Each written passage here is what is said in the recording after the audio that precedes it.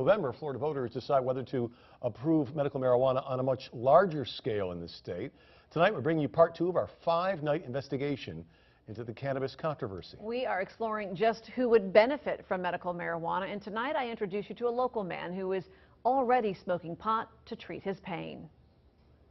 We won't show his face or tell you his name because he breaks the law every day. A middle-aged man riddled with debilitating pain from his dwarfism. I could not function on the pain at all. I can't drive, I can't work, I can't really hold a conversation, I hardly can even smile when I have the pain. Wow. He's endured more than a dozen major surgeries on his ankles, knees, and hips. And you've tried over-the-counter medicines, you've tried prescription drugs. Yes. Nothing seems to work except the highly addictive and dangerous, narcotics that I really want to stay away from because they're dangerous.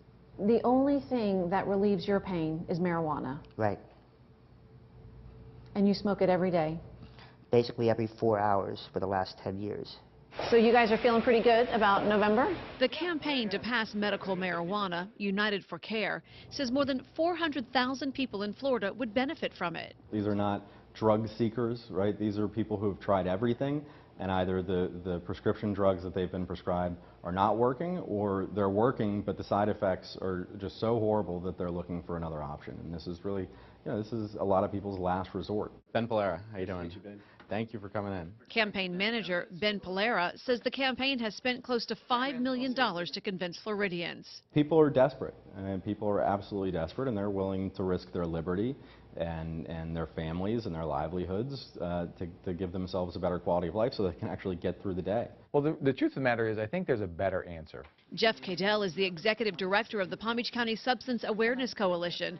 One of his biggest concerns is the impact medical marijuana will have on children. What you're doing now is you're telling them it's a quote-unquote medicine, and so you're reducing the perception of risk. And anytime you do that, you're going to see youth use increase. He also worries about people driving under the influence and how it will be administered. Marijuana is composed of up to 400 different chemicals.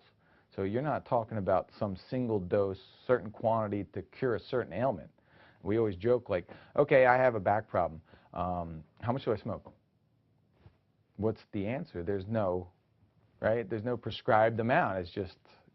But for this South Florida man, legal or not, in his words, he has no choice.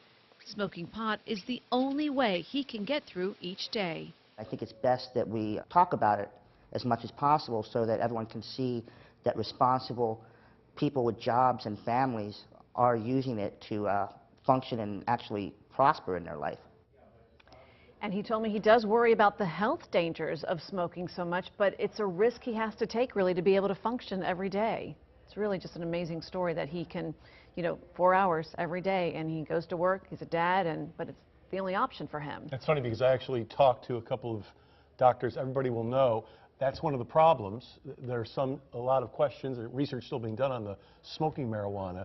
But tomorrow night, you're going to hear from Dr. Sanjay Gupta and Dr. Mehmet Oz about what they think about medical marijuana. One of those men has actually completely reversed himself and changed his mind about medical marijuana. We also talk with the sheriff, and we also look into some of the research being done on what marijuana does to the brain. I'm looking forward to that. That's tomorrow night at 11. It's pretty interesting, yeah, right? Like 24 hours from now.